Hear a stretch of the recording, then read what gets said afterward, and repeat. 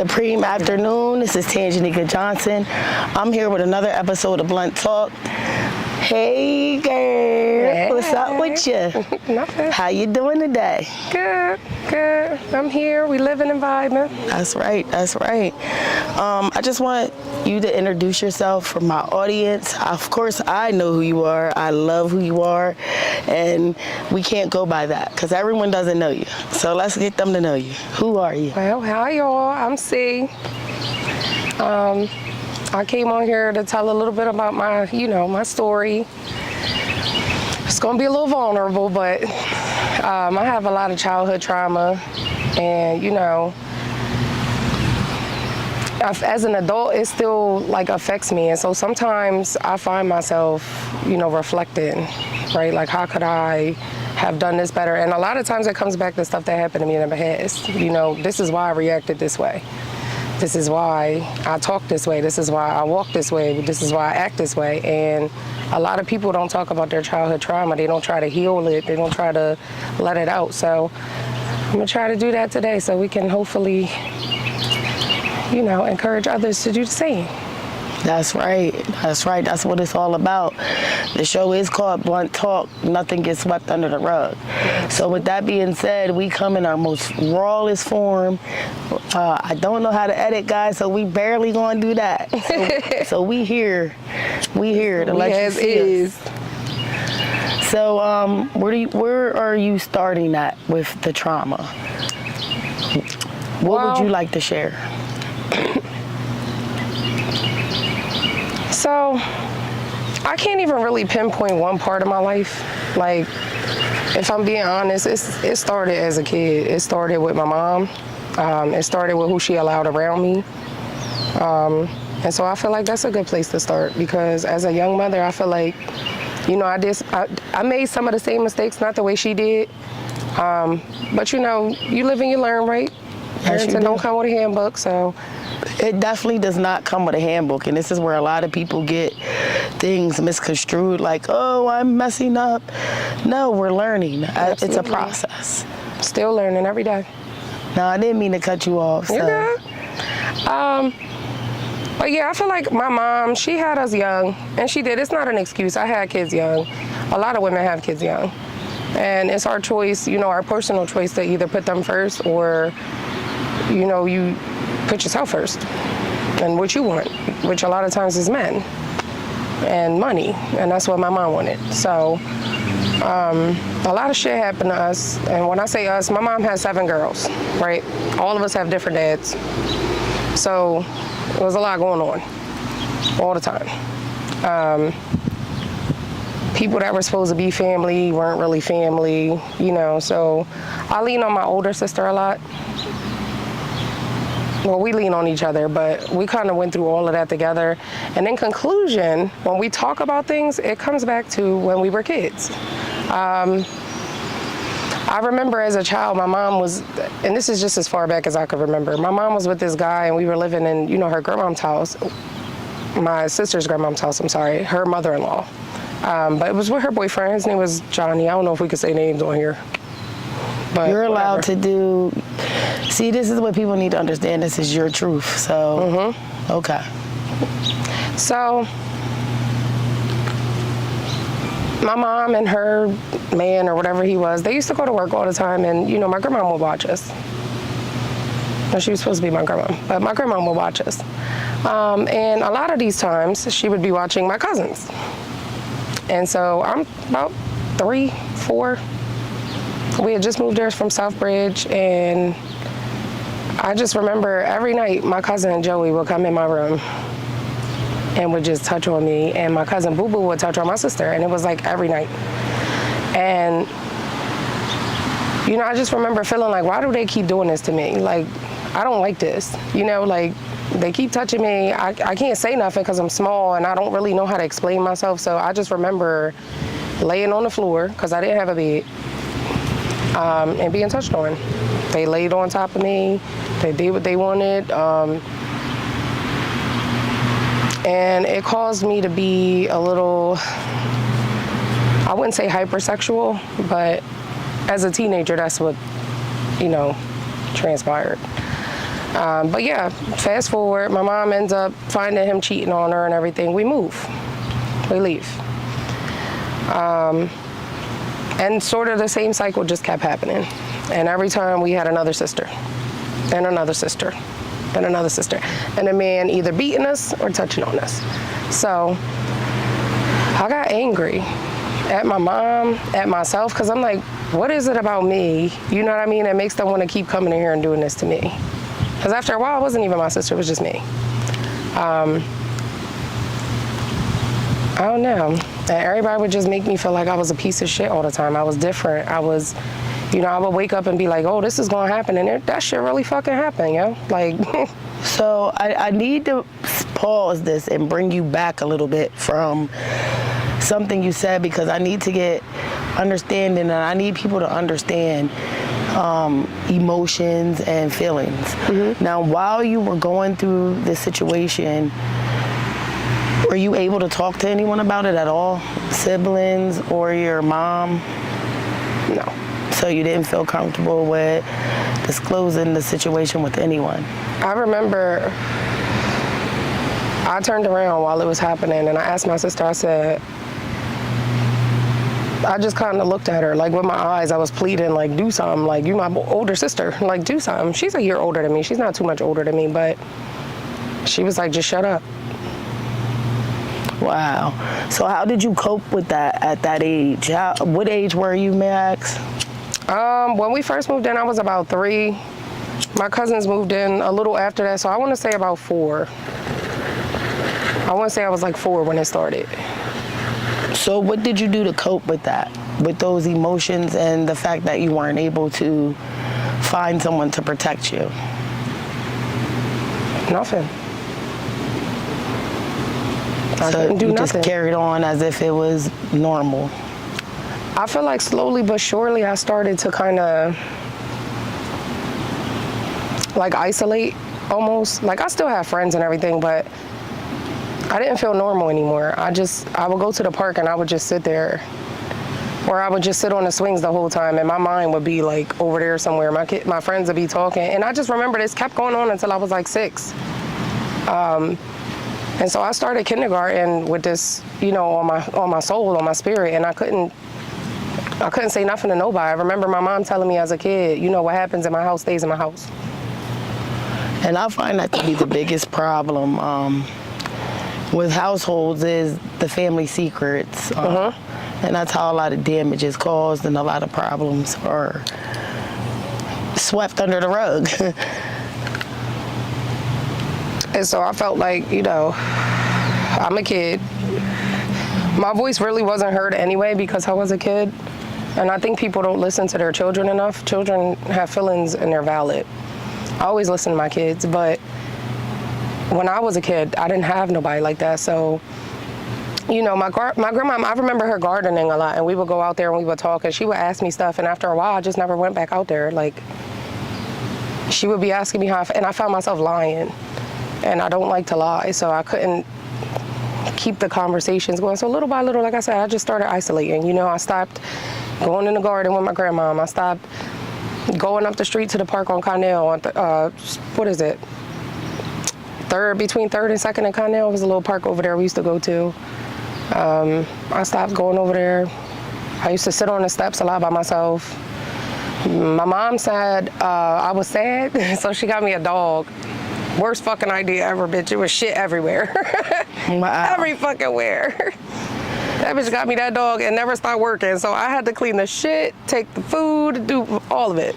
So as a parent, she did notice that there was a sadness upon you, yeah. but she just didn't know what the sadness was. Am I correct? Yeah, and I remember her asking me about it. I remember her being like, yo, what's wrong with you? Like, you're different. And I just would look at her like, my sister would say, just shut up. Like, I just shut up.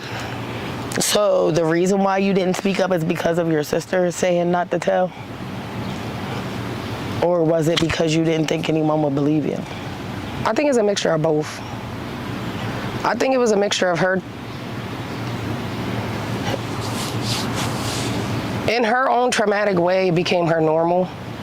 And she was just like, kind of just let it happen. It'll be over soon type shit, you know?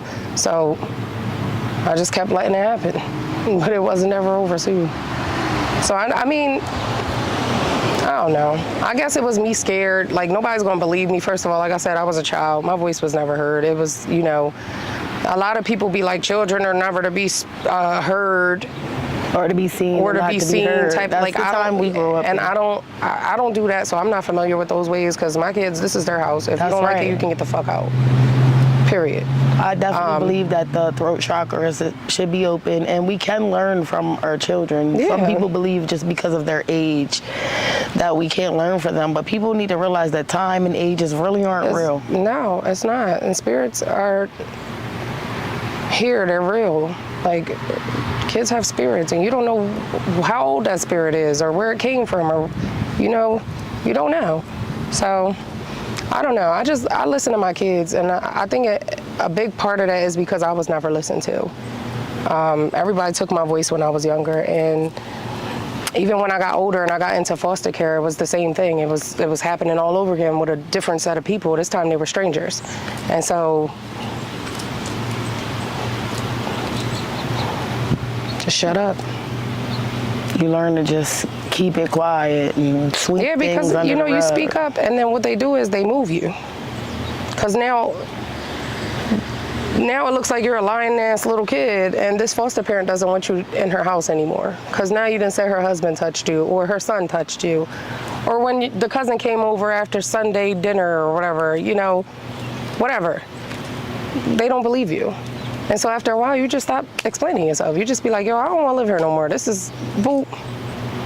And what they do is they make you pack your shit up, and they take you to an office where they wait to find someone who's willing to take you, and then they take you to a new set of strangers for it to happen all over again. And see, that's the danger with things, that no one feels safe anymore. No one feels like they have anyone safe that they could turn to. And once they turn to that person that's safe and the secret is out, what will happen after then? And that's the main issue, because 9 times out of 10, the person who you are saying or accusing or who has actually touched you gets to still walk free and look you in your face while the situation is going on. And I think that that is very unfair to the child, because you already feel afraid and you already feel like there's no one there to protect you or to even listen and believe the things that you were saying in the first place. So for you to have to constantly face the person who has sexually assaulted you makes you then turn into a different type of person. It makes you cold. Right. So can you explain to the audience exactly, after not feeling like you could turn to anyone, how it made you tumble into a spiral, I can say? I think it wasn't only that kind of contributed to it. So, and let me elaborate. When you're not heard, you shut down, right? You isolate.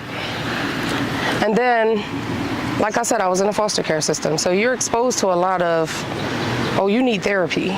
Oh, you need Adderall. You need quetiapine. You need to go to sleep at night. You need to, anything to shut this kid up, right?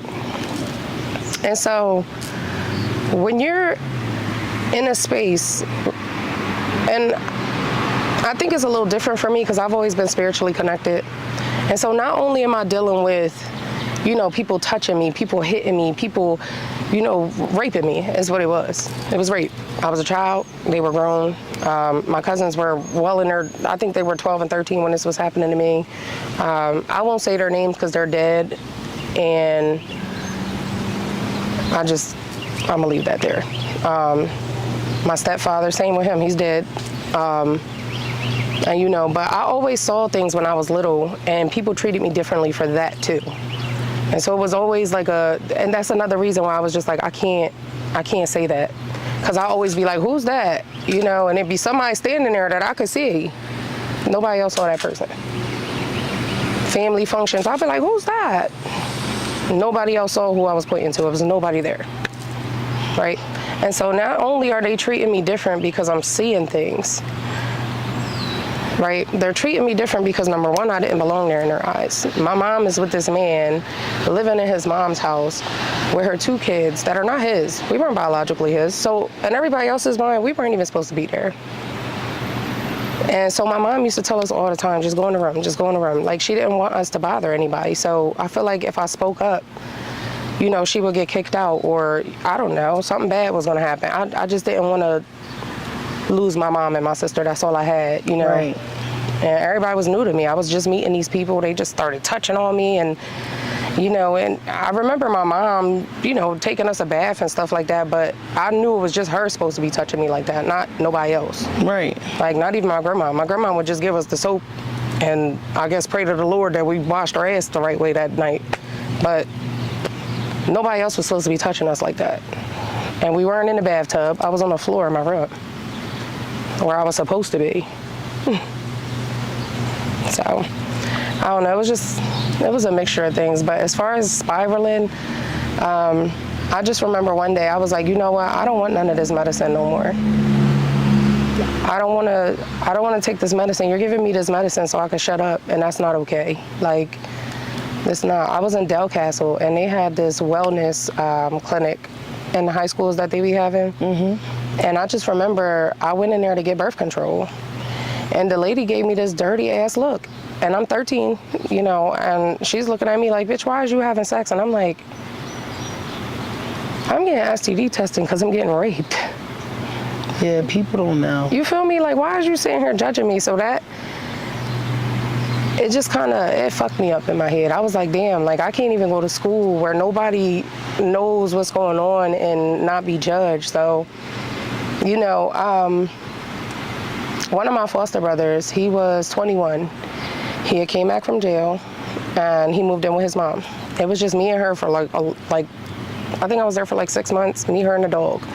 And he came home, same thing. And I said something this time. I said something to my social worker. And she was like, oh, well, if you want to move, you don't have to say that he's touching on you or raping you. You could have just asked to move. What? Yeah. I found out later on down the line, them two were in some type of social club together, and that's why, you know, she didn't believe me. But at that point, I was really being, like, taken advantage of. And it wasn't like an every night thing. It would be, you know, we'd be cool, chilling for like a couple weeks, and then he'll come in real drunk after he went out, and it'll happen then. I don't care if it was a half of a time. Yeah, I mean, it don't make it no better. And he should have never been doing it. Mm-hmm. It don't make it no better, but it wasn't as frequent, you know, and so, I don't know. It's really hard growing up in situations like that, because people will say quick, oh, why didn't you tell people? Because when you do tell someone, like you said, look what happened. And yeah, a lot of people like to cover shit up for people. Mm-hmm. And that's what it's about. And if it's not happening to their family and it's their friends that's doing it, they want you to be quiet. Mm-hmm. and not talk about that, because... And you know, I still see that fucking bullshit now, and I call shit out when I see it. I'm not the type of person that's gonna shut the fuck up, smack me. That's right. I'm not out here to fight nobody. I'm not out here to be aggressive, but I am assertive, and I'm gonna protect me and mine at all costs. You're not gonna touch none of my kids. That's right. Not my husband, not my children, not nobody I consider my family. It's not gonna happen. And not even to a stranger in front of me. If it's happening in front of me, I'm not gonna let it happen. That's correct. I tried not to let it happen because I can't beat everybody, but, you know, nobody was there for me. I wish a stranger would have said, you know what, something's going on with her. Something deeper than this Adderall and this Ritalin and this hydroxyzine, like all that shit, they was just shoving down my throat. I was 11. Because all that masks the problem. Yeah. It doesn't fix anything. It turns you into a zombie. And like you said, it shuts you up. Into the system, I was just this girl that kept running away. I was this little Puerto Rican girl that just didn't want to be with nobody. I just wanted to keep going back to my mom. And my mom couldn't pay her electric or keep her water on. Like, she couldn't do it. It was her by herself. Another baby after another baby after another baby. And it was like, you know, at some point I had to realize, like, I gotta make my way. I gotta make my way. Because now I need clothes. Now I need shoes. Now I'm 13. You know, I can't quite work yet. I got my first job when I was 14 at Rita's. But I just remember I was 13 and I was like, yo, I need some fucking money. And my folks, he my brother to this day, he was like, yo. Yeah, we're not going. So, you know, and after a while, you just say, fuck it. I don't give a fuck Well, if you they can say I'm a say bad it because person. that's no longer your life. You know what No, I'm it's saying? not at all. So you could say it and you didn't mention who, and that was a long time ago. It very well So was. at the end of the day, in I ain't order even to gonna help, say it. The real ones know. the real ones The know. real ones know. You feel me? The real But ones like I know. said, at that point, at 13, and I say that to say this, a lot of y'all be like, oh, it's kids running around with guns. Y'all never know what these kids went through. Y'all don't know. And that's also dangerous because they running around with guns too. They'll shoot you, bitch. They don't give a fuck about what you got going on. They got their own story. And that's how I felt at that point. That's how I felt. I was just like, fuck you. I'm not killing nobody. I'm not doing, but I don't give a fuck because y'all gonna say what y'all want to say about me anyway. Y'all gonna say I'm this crazy ass little Puerto Rican girl that just keep running away and keep blaming people for raping her. And it was true. It was true. I remember I used to get jumped all the fucking time. Have you ever received any justice for any of it? I wouldn't call it justice. I would just say karma got their asses. Justice would have been to see them go to jail or see something happen to them on my terms, but no, I didn't get that type of justice. Like I said, my cousins are dead. My stepfather that used to pinch me out my sleep every night and beat the shit out of me for no fucking reason is dead. Yeah. And so you said something earlier that I want to point back to, having to see these people and look them in the face. My mom knew the whole time that my stepdad was beating the shit out of me. And she didn't save you? No, she had a baby with him. And so I told you she has 7 kids. I'm 2. Number 4 was the one she said was his. It was not. That wasn't his baby. It just so happened they started messing around when she was pregnant and she had just left the other guy, so it kind of played off like, you know, like that was his kid. So to him, it was just me and my sister that wasn't, you know, his kids. And so we got treated really different. Like, I remember my mom had a table in the dining room, and then she had this, like, you know, the little kiddie table they used to get for people? Yeah. Well, he put the computer on the kiddie table, and he would make us eat on the floor. Wow. And he would sit at the table and eat with my little baby sister. Like, he would put the car seat on the table, and we would be eating on the floor. But he wouldn't do it when my mom was there. He would do it when she was at work and shit. But like at night, we would sit at the table and he would just grill me. And I feel like me sitting at that table with his daughter pissed him off. I don't know what the fuck I did to that man, but he used to like literally beat the shit out of me. And, you know, it was hard growing up with my sisters and not trying to, I love my sisters, I do. But it's hard feeling like, you know, your dad like really fucked me up. It is hard. For no reason. Even his mom, she knew he was beating the shit out of us, and she would just lie to him, oh, she did this, so he could beat us. And it was just like, what type of fucking, like, I felt like I was in a nightmare for so long. For so fucking long. And it was just like, what the fuck? I went outside to play one time, and I was scared to death to have boys as friends because Murphy did not play that. He did not play that. And I just remember one time, this little boy took my bike. And I went to go get my bike back, because bitch, you ain't man, a grown-ass man punched me in my face every night. You ain't gonna punch me no harder than that motherfucker. I'm gonna get my bike. Fuck is wrong with you? That's right. Give me my motherfucking bike. So I went to get my bike, and I'm tussling with the boy, and he thinks I'm out there play fighting. Don't you know this man grabbed me by my hair and lift me off my feet and carried me home like that? Wow. Like I was a fucking puppy. What about your bike? I never got my bike back. The boy wasn't even from my neighborhood. He took my fucking bike. But then I got beefed by my mom for that. He beat me for play fighting with a boy. And then when my mom got home from work, he said, I lost my bike and I got beef for losing my bike. when in fact the boy stole your bike. The boy stole my bike. And I tried to tell him that, bro. He would not listen. Everything I did was wrong. It was wrong. So your mom didn't even listen either? No. At that point, I already got my ass. I'm not fucking explaining. I know you're gonna beat me. It's been going on so long. I know how it happens. It's just like it's a scheduled ass whooping every day. It got to the point where I didn't even like my mom no more. See, people don't realize that when you live in trauma for so long, that it becomes a normal thing. And it carries on into your life until you decide that this is not normal. This is not normal. It's not. And I'm gonna fuck you up even more because all that shit happened before I even turned 7. Damn. So how did you pull the strength to be the wonderful woman that you are sitting in front of us today? Because that's a lot to have endured by the age of 7. Yeah. Rapes, foster care, molestation. I mean... Well, the foster care thing happened, I think I was about to be 11 when I finally went to foster care. They had tried to take me before that because I went to school with like a big ass bruise on my face and my sister had bruises on her back. And so the state tried to take us. But my mom had a language barrier and she had resources in the community and everybody kind of stood up for her to get her kids back. But nobody stood up for us. Right. So I don't know. I try to be the person that I wish was there for me. You know, I push a lot of shit to the side. I've done a lot of research on healing. Water is my element. I go to the water all the time. You know, I could really like control the water. It's fascinating, but yeah, water, nature. I used to journal a lot, but I had to realize that I had to be a better woman because I had my daughter when I was 17.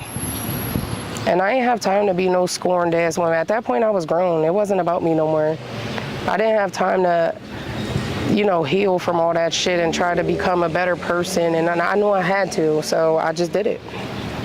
My mind was so conditioned and so, you know, disciplined at that time to just overcome any type of circumstance that I feel like that's what I did. I just adapted at that point. It was like, you know, I'm a mom. Boop, and just started running. So I feel like we jumped ahead a little bit, and I just want to back up just a little bit.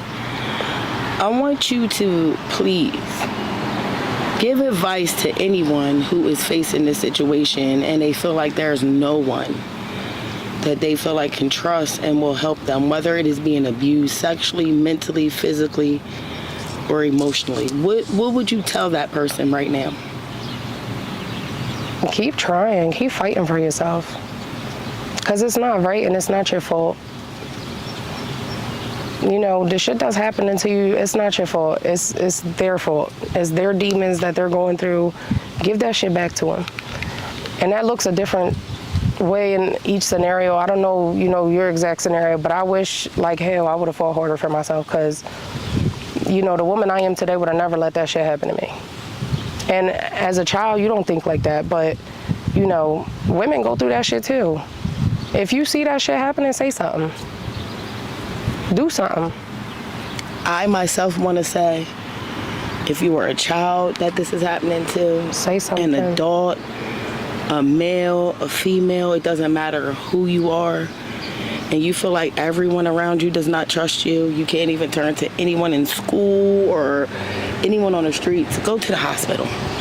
And Absolutely. When your mom takes you to your doctor's office, cry and let the doctor know what's going on and tell the doctor they are mandated leaving. Reporters. You Yep. are not leaving with that parent, and you're going to tell the doctor why.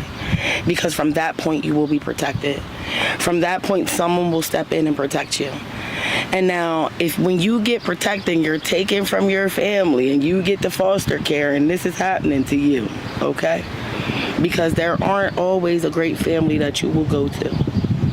I need you to make sure your voice is heard, and don't stop until it's heard. Oh shit. And it's hard. It's not gonna be easy. It's not. But yeah. Because I myself never told. And that's going to be an interview within itself that I am going to sit down and do. I myself never said anything. And in that, I still see the people who've touched me. And I'm nice to them, and I hug them, and I kiss them, and I love on them. And why do we do that? Because I did the same thing. I don't know what happened to them. And inside, I want to be angry, but I'm not. Because I'm love. And that's what I'm going to continue to be. And see, when they do things like that to us, they want us to be evil and to carry on that cycle. Mm-hmm. And we break it. And that hurts them even more. Mm-hmm. So embrace it. Embrace these motherfuckers, even though they don't deserve it. And forgive them for some shit that they're never going to apologize for. You see, some people aren't grown enough to apologize. And that's the thing. Sad that if you approach them and ask them, they'll act like it never happened and you're lying. And that'll set you backwards. So sometimes you yourself have to dig inside and get that and make an apology for yourself that you won't get from these people. And that's why I okay. said it's not your fault. Whatever happened to you is not your fault. You didn't ask for that shit. You didn't in no way, shape, or form invite that shit into your life. You didn't tell them to touch you. You didn't give them permission. You said no. With your eyes, with your actions, with your body language. You didn't have to physically say it. If you were underage and they knew better, you said no. They knew better. They hurt you, and you didn't deserve that. And stand up for yourself. That's right. You stand up for yourself, because I wish I would have. And when you don't, that's when you become wrong. Yep. Because the goal is you. You are the goal.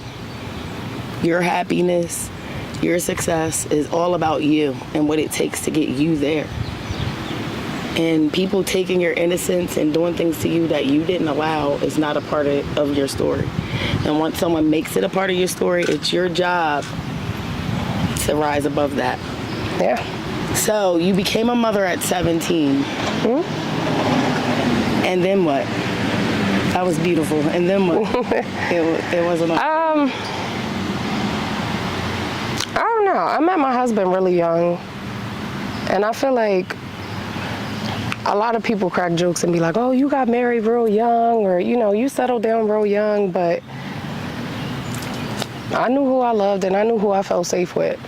And that was the only man I ever felt safe with. I've been with him ever since. We've been married 9 years now, 10 years next year. And see, people don't understand that. I'm safe. Men were born protectors, and women need a protector. And the women who say quick, oh, I don't need a man. That's the fuck I do. That's I need my man. You need a protector. Yep. And I just remember running through life, and when I met Tuck, it was like, I wasn't your average 15, 16, 17-year-old. I was, I had been through some shit. I'm not gonna say I was ran through, because I ended up liking girls at one point. Like, it was just, I had all girlfriends, and no, I didn't, everybody got their preferences. I liked femmes. I just wanted me a baddie. We was chilling. Everybody that I said was my best friend, we was fucking. Well, look what you went through. Yeah. But it was always a girl. And so I just remember I had a lot of, cousins that didn't do that to me. Like, one of my older cousins, Ricky, that's my baby. We're not as close as I want us to be right now in our lives, but, that was my baby. He used to take me to the pool. I don't know if y'all remember Canby Pool or not, but we definitely walked from 3rd and Brim to Canby Pool every fucking day. And they used to call me Lunchbox, because I brought all my motherfucking food in there. Yes, I brought my rice and my chicken in one tub, and my rice and my eggs for breakfast, and the other, fuck out of here. Yes, I did. Lunchbox. But yeah, so, I did have some good experiences. I had, some shaping experiences. Were they all? No. I did some shit, but I knew when I became a mom, I had to chill. Like, fighting was something that I always did, because I was always angry and I was on edge all the time. I carried a lot of anger with me, and I didn't realize it until I got old enough, where I almost got snatched away from my kids for 2 years. And this was very recent. I'm not proud of it. Would I do it again? Yeah. Yeah, she cussed my kids out. So yeah, I would. It wasn't just about a cussing out neither. Don't make it Yeah, seem like it was a build-up, but that was the straw that broke the camel's back. Do not treat my kids no type of way in front of me. I'm telling you, I will beat the fucking dog shit out you. There's no, I can't censor that because that's exactly what I'm gonna try to do. But other than that, at this point in my life, if it's not about my kids, and that's what I've been chasing, you know, I've been chasing the soft girl and the feminine girl and the, you know, I'm protected. My husband protects me. I don't need to be that person no more. That's right. I don't need to be aggressive. I don't need to be, you know, I never wore dresses. I ain't do none of that. But I can, and I'm gonna. And that's what's up. It's like they don't got power over me no more. And it took me a long time to get to this point. A lot of it, you know, Tange done heard me cry a lot of times. Snapped the fuck out a lot of times. Came and saved me a lot of times yesterday. For myself. I was about to snap the hell out. I'm not perfect, but, you know, life is life. It's beautiful and it's short. So live, learn, let it go. That's right. Give that shit back to them. You know, you can't keep on letting them. I remember coming to her one day and saying I felt like this, and I couldn't even explain it. I just felt like this. And it was a familiar feeling because my whole childhood, that's how I felt. You remember that? Mm-hmm. And I was like, I just feel like I feel like I can't talk, I can't breathe, I can't move. It's a lot. And I was triggered at that point. Somebody had came into my home and, you know, they had their own demons they were going through, and I didn't realize, at that moment, you know, energy transfer is real. You got to be careful who you let around you, who you let into your home, who you let around your kids, who you let around your man. You have to be careful. You have to protect your peace. And so that's what I'm learning now. That's the step I'm at now. But, you know, I was crashing out bad, and I felt like, you know, but in those times, you know, you just got to go to where, like I said, I like the water. Go by the water. Ground yourself. Go hug a tree. And as stupid as it may sound, you will feel better. I promise you. It'll hug you back. The leaves touch my fingers all the time. It hugs you back. Yes. Nature. I would definitely say nature. And also, you have to feel in order to heal. Yes. Stop running. I always say that. You gotta feel it to heal it. And so, I'm not gonna lie, a lot of my shadow work is still not done. Did I find Band-Aid solutions for some shit? Hell yeah. Eventually, am I gonna rip them Band-Aids off and heal that shit? Hell yeah. But you slowly doing that now. But slowly but surely. And your story is not my story. Your pace is not my pace. And just like my pace is not your pace, or my story is not your story, as long as you feel like you're safe and you're able to do these things, do it. And if you don't feel safe and you don't feel like you can do it, there's always somebody out there that's gonna help you. You just gotta find them. Or help yourself. Like she said, go to the hospital. Walk your motherfucking ass into the fucking fire station. You don't have to go to the cops. Because we all know them motherfuckers don't be for us neither. That's true. But a firefighter is definitely doing their job because they care. Ain't nobody running into no fucking fire if they don't care. Nurses, as bad as it may, we can do it, but they're mandated reporters. If you tell them you're being abused, they have to report it, whether they give a fuck about it or not. That's a mandated reporter.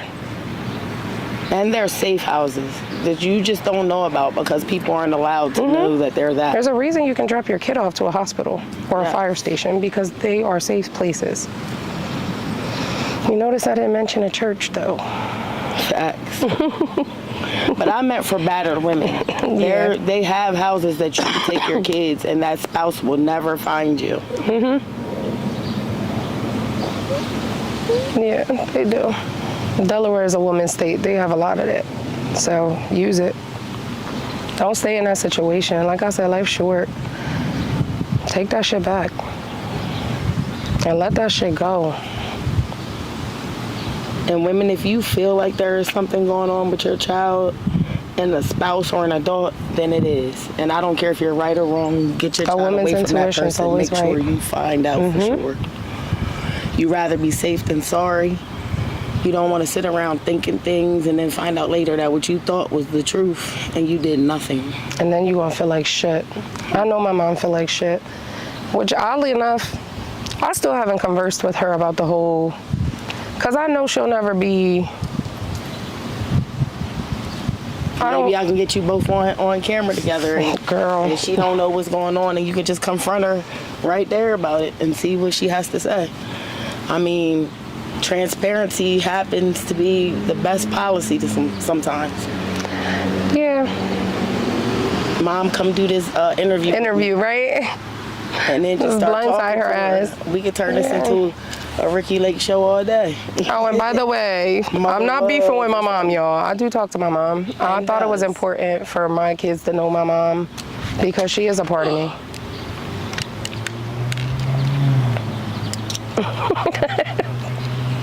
That was some bullshit.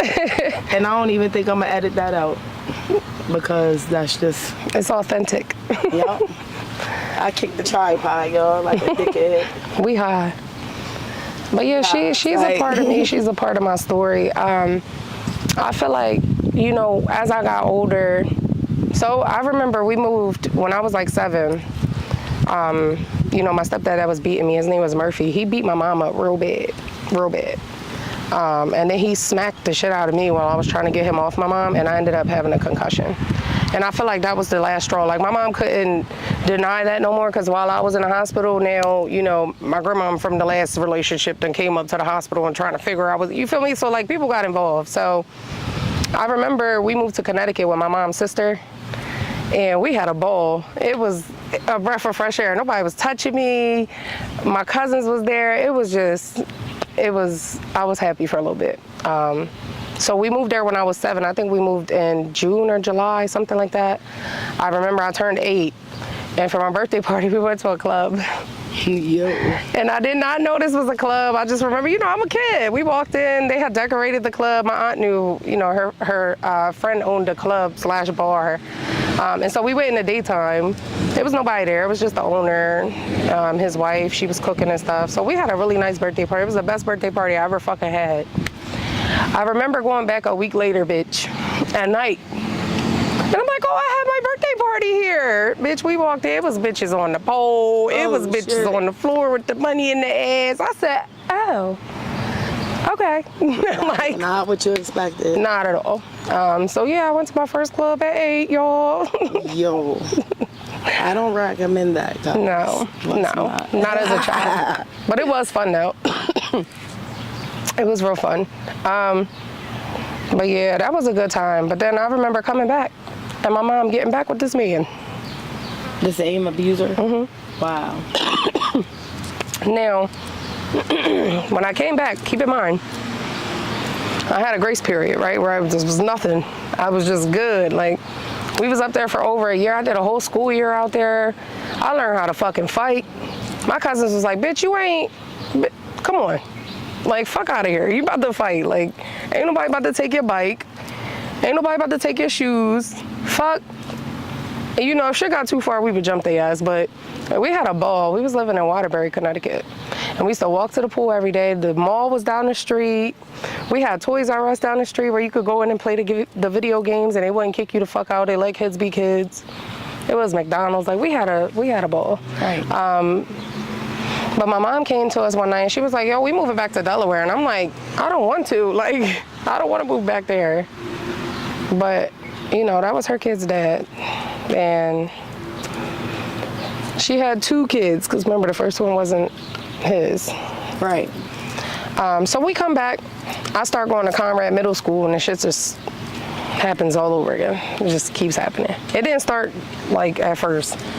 It just started happening all over again. And I guess I said that to say, if you knew the first time he was fucking us up and he was fucking you up, why would you go back? Please don't go back. If you get out your situation, you save your kids, you save yourself, you're happy. Ain't no dick that good. to have brought us back into that situation. It was no dick that good. I'm sorry. And ain't no lie worth not seeing the change in a man before you step yourself.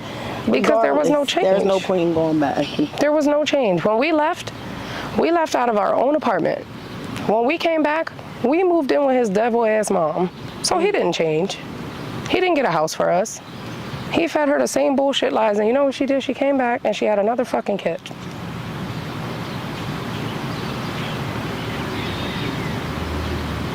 And then I turned 11. My mom got her house. She couldn't pay the bills because he wasn't working and shit, you know. Couldn't pay the bills. So somebody reported us and DFS gets involved. The mom, Murphy's mom, she's like, my grandkids can come, but your other two they gotta find somewhere else to go. Wow. So that's why we were the only two that went to foster care, because we weren't biologically her grandchildren. And instead of my mom saying, you know what, I'm gonna take my kids and go to a shelter. She went with them? I'm sorry for sounding so surprised like that. To this day, like, that shit stung. Like, and it wasn't like they had that conversation away from us. She came to my mom's house and said, DFS is coming to get your kids if you don't find somewhere to live. And you can bring these kids to my house, but you gotta find somewhere to take them to. That's a wild piece right there. And so in my mind, I just remember, I'm thinking, my mom gonna put us in a shelter. We gonna be in, and I'm preparing, you know, we're gonna be in a hotel, because we was there too. we done been through that too. But I'm just thinking, you know, I guess I wasn't thinking that my mom would do that. But I just remember that was the last time, that's where it shifted. That's where the coldness came in. That's where it was just like, bitch, you let all this shit happen to me. And I stayed with you this whole time. I never told nobody. It wasn't like, and that's where I feel like a huge part of me feels like I was gonna get my mom in trouble if I said something, but I never told nobody. I never got you kicked out. I never, you know what I mean? Like, and you just gonna give me away? That has got to be the worst feeling in the world. It hurt me worse than any rape, any molestation, any motherfucking ass whooping that man pinched me out of my sleep to give me. That shit hurt me the worst. It was like a gut punch I could not catch my breath from. It hurt. I remember crying for the first 3 weeks. Just crying. And my sister, Kayla, she was thriving. She was just like, oh, okay. We moved into this house in Middletown, and they had a pool, and it wasn't supposed to be a permanent home. It was what they called a respite home. And so it's one of them houses that you go to in transition. So they're trying to find you a permanent house, but you just sit here for either a month to 6 months. And I remember it being hard because they wanted to keep me and my sister together. Well, like I said, I was crying, and my sister, you know, she was going through her things. I remember this other little Mexican girl coming in foster care, and she, you know, I guess saw that I was sad, and she was like, what's going on? And I don't know what made me turn around and tell this girl everything, but I did. And she was like, me too. And I was like, yo, that's like, I ain't never met nobody else, you feel me? That was like, me too, like that shit happened to me too, like, damn, we alike. And so I got really close to her. I ain't gonna say her name out of respect, but she know who she is. But yeah, my sister ended up not liking her. I guess because I got close with her, and you know, I was finally talking, and it was to her. So I just remember getting in a fight with my sister. It was like her and her two friends against me and the little Mexican girl. And they ended up separating me and my sister for that. And we never had the same foster home again. That was the first and last.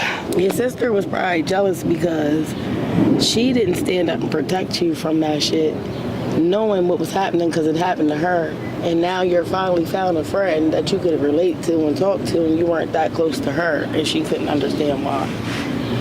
But now she knows, because I'm sure she's going to watch this video. And if you would like to come on here and speak your piece, I would love to have you. You know who we're talking to. But not going to keep you that much longer out here because it's hot as fuck. It is hot.